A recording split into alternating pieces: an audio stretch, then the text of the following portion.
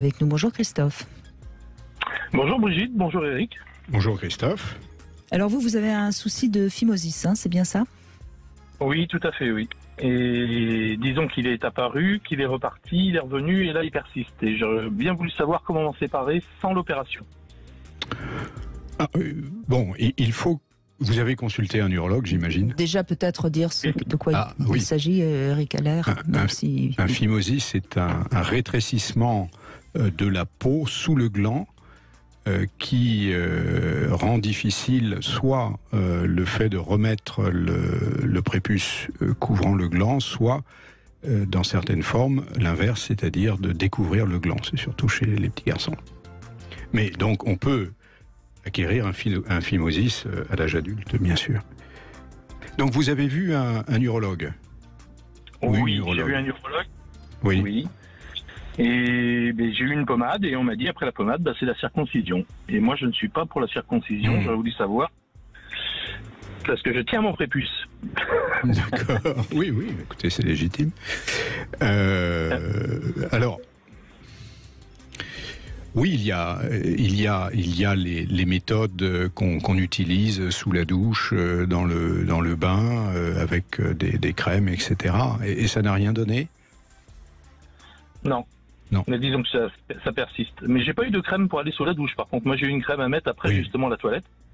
Enfin, les crèmes sous la douche, c'est une expression. Ça peut être du savon, peu importe, mais quelque chose qui rende la mobilisation plus facile. D'accord. Mais j'ai rien eu à ce niveau-là. Et c'est douloureux ou pas? Oui. C'est douloureux au point de s'éclater la peau à faire comme les lèvres gercées, quoi. Alors, je vais vous dire une chose, vous avouez quelque chose, c'est que n'étant pas urologue et n'ayant pas eu l'occasion de discuter ça, parce que ça intéresse tout le monde, je ne sais pas s'il existe des solutions conservatrices. C'est possible, hein.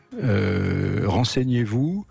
Éventuellement, vous pouvez m'envoyer un mail avec votre nom et je tâcherai de me renseigner auprès de mes collègues urologues pour vous.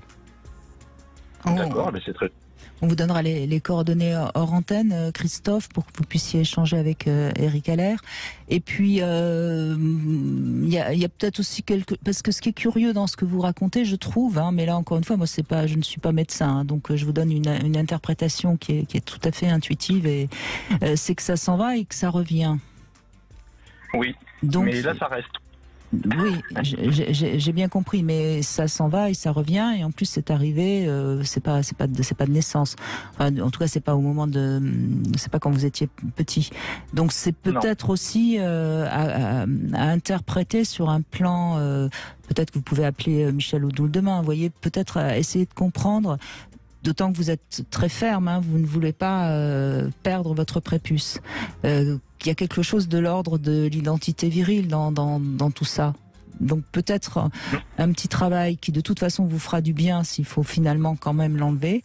Moi je crois que ça peut être intéressant pour vous, et peut-être que ce petit travail, vous allez voir ce que vous y mettez ou pas. Et peut-être que comme par miracle, ça va se gérer et se régler. Mais c'est une proposition que je vous fais, hein. Je ne dis pas du tout que ça va marcher. Mais je trouve que c'est quand même intéressant dans votre cas d'envisager cette hypothèse. D'accord. Parce que parce que vous savez Christophe, plus on pense à quelque chose qui nous dérange dans notre corps, plus c'est présent à nous et plus c'est là. Ouais, mais j'ai bien l'impression que c'est le cas. Il me semble, oui.